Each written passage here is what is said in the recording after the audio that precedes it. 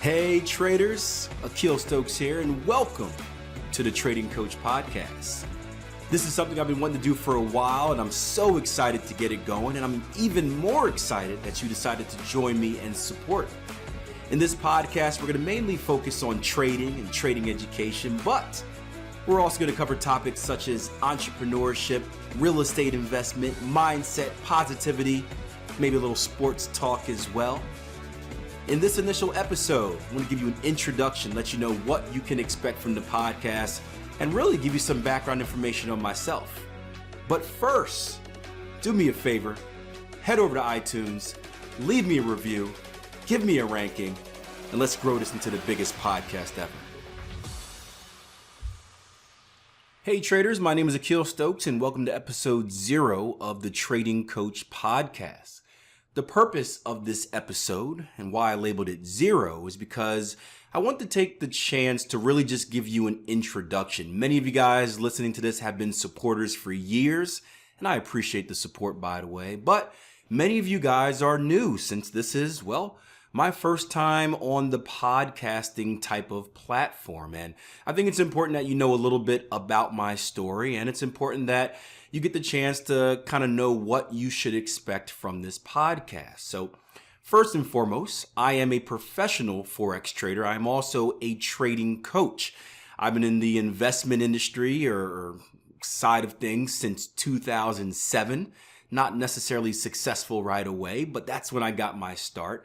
And I've been coaching traders, helping them become independent, consistently profitable traders since the year 2012.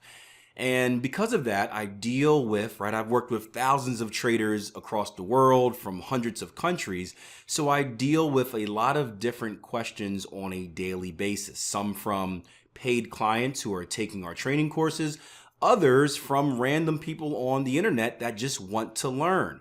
And I found that I thought that, I should say, because I don't know if this is going to be successful or not. This podcast could fail, right? We can get through episode 0 and completely blow up, but I don't think it will.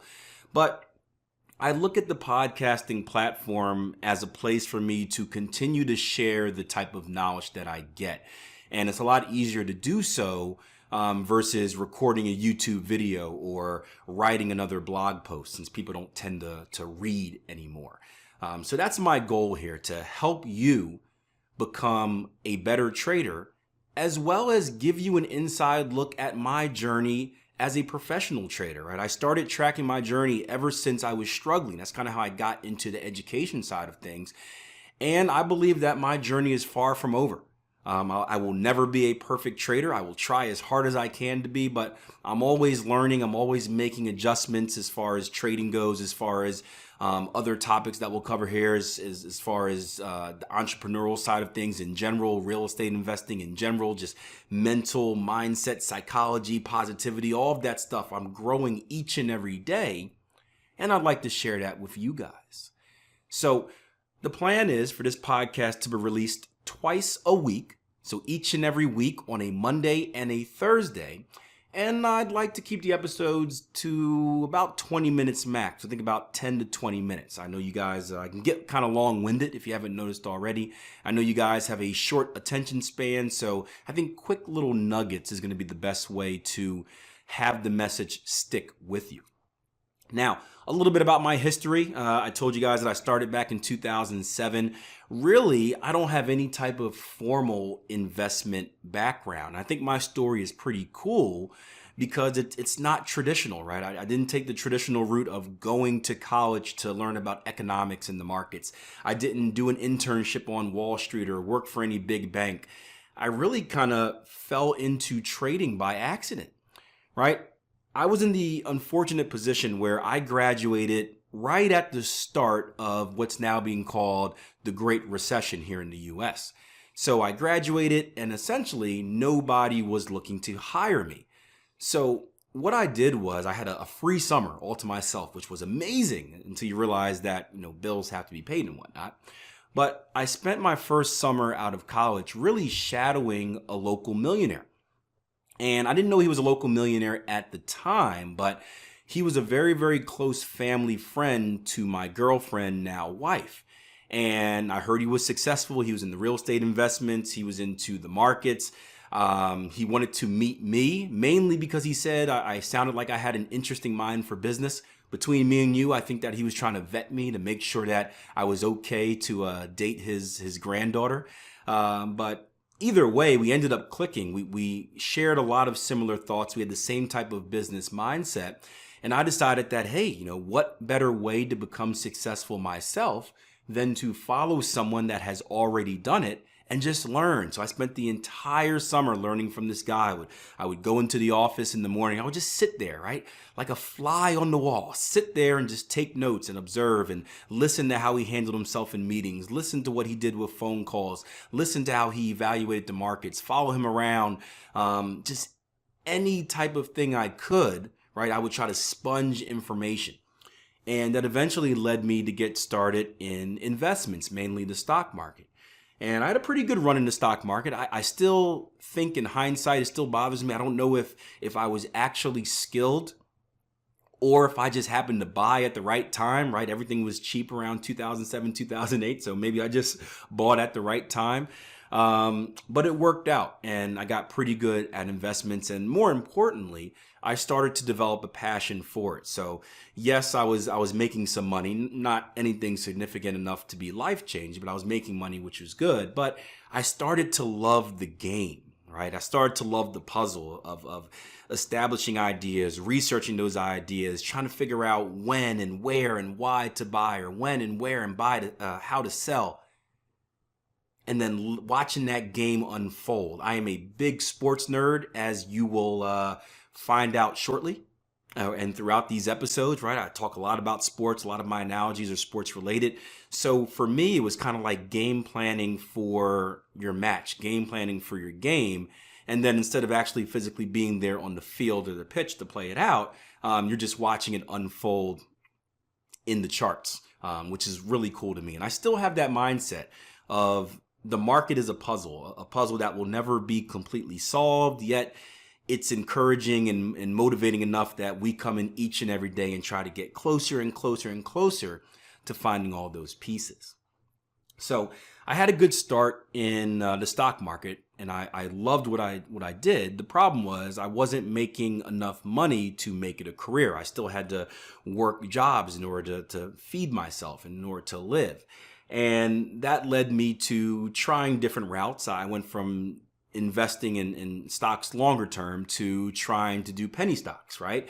And I failed miserably. Everyone talked about penny stocks. You can get in, get out, get some passive income going on and have a good career off of that. I tried it and it was a completely different game.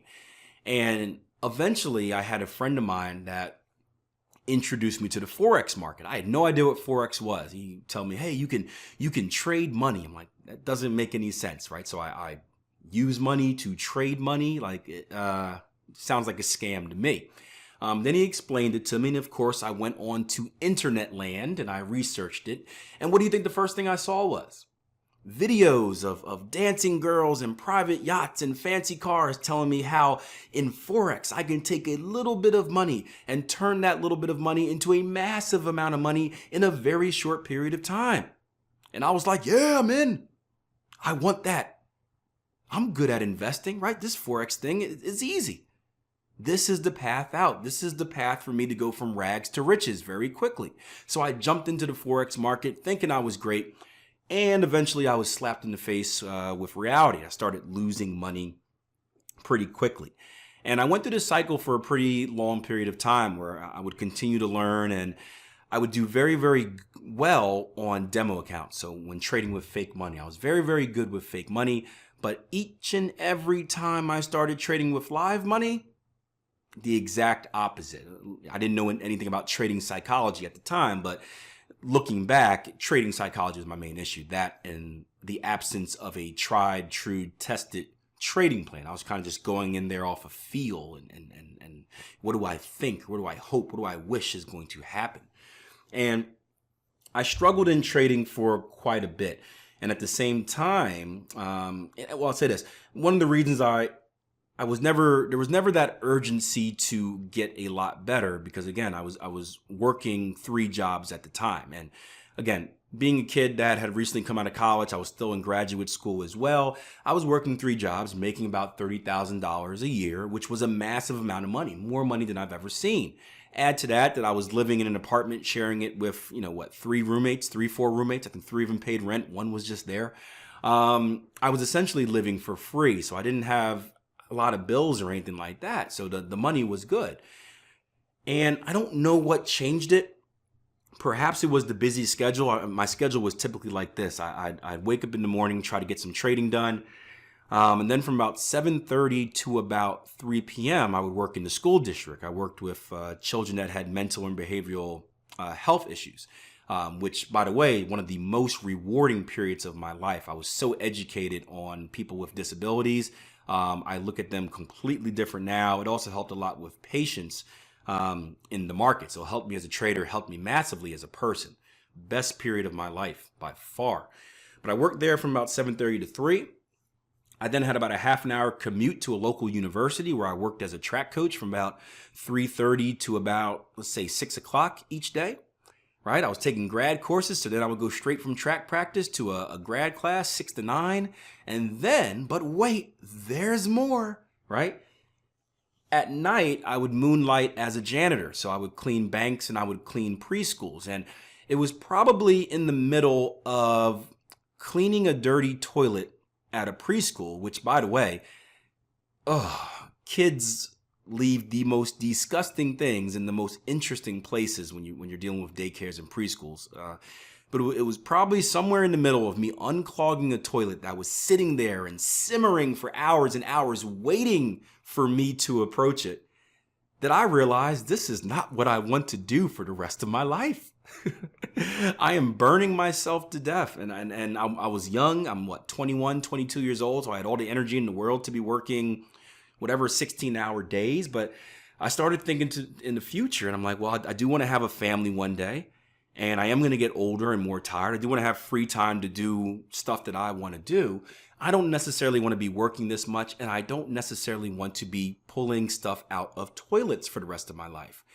And that moment is when I made probably what was the stupidest yet best decision ever. I decided to quit all my jobs. I said, I'm done. Now, I planned it. It wasn't like the day after. I planned it how, I made sure I saved money and had enough to survive a certain period of time. But I decided to quit all my jobs and focus on trading 100%. Now, it's weird, and this is why I call it one of the dumbest decisions ever, because I wasn't good at trading. But I just told myself that, hey, Akil, when your back is against the wall, again, I'm a competitor, an athlete. When my back is against the wall, you're figured out. You always have. You always will. You'll figure it out. So I quit my jobs and said, hey, we're going to make this trading thing work or you're going to fail at life. Long story short, I ended up working with a trading mentor, taking a professional trading course. Took me a while to admit that I needed help, but eventually I did. Throughout that trading course, I took it with the wrong mindset. So it wasn't like I just took the course and I became a super trader. No, I took the course and I still had plenty of setbacks. Setbacks that I regret at the time, but now that I am a teacher, now that I'm a coach, I value those setbacks because I now know exactly what you guys as struggling traders, I know exactly what you're going to go through. And it allows me to give you some pretty good advice on not only knowing what may be ahead of you, so you can plan for it before it happens, but also helping you get through it. But I did that. Eventually, I became good at trading. I started managing money for others. And eventually, I got into trading education. And boom, here I am now, starting a podcast for you guys to take in twice a week. So that's a little bit of background information about me. Of course, throughout the podcast, you're going to hear all of these stories in more detail. So the mystery of Akil Stokes will unravel. Some very, very good stories, some very, very devastating stories, some very funny as well. So it's going to be a pleasure getting to hear them. But I'm excited about this. Again, it gives me a different platform to talk to traders. I love talking to traders. I love helping traders. I really have a passion for the markets. I really have a passion for teaching. And this is just another way that I can reach more of you. So I hope you guys enjoy what is to come. You guys have been massive in supporting me throughout my career, from when I had a small little trading blog and I was journaling each and every day, telling you how bad I am and how much money I lost in the market. You guys have been supportive since then, all the way up to the point where I am now, have over 2 million views on YouTube and was voted, fourth most helpful trader on Twitter and 19th best trading channel on YouTube. It's amazing. It's different. You don't see the same type of tribe that we have out there in a lot of other places. So I appreciate the support in advance. Something that you guys can do to help this podcast grow and hopefully become the best trading podcast out there is leave me a review. It's short and sweet. Head over to iTunes, rate me whatever amount of stars you can. Give me all of the stars. I want all of them. And then give me a review. Say, hey, I vouch for this guy. I like him. I don't like him. Whatever you feel. Don't lie. If you hate me, just write down I hate you. The podcast stinks. But I think most of you guys appreciate what I do, and it takes a few seconds. It's a massive help if you can go over to iTunes, give me a rating, and give me a nice little review. That way other people can see it, other people can join, and we can continue growing our trading community bigger and bigger and bigger and spread more positivity and, of course, help more traders out there. So I look forward to seeing you guys in the next episode. Until then, plan your trade, trade your plan. Take care, traders.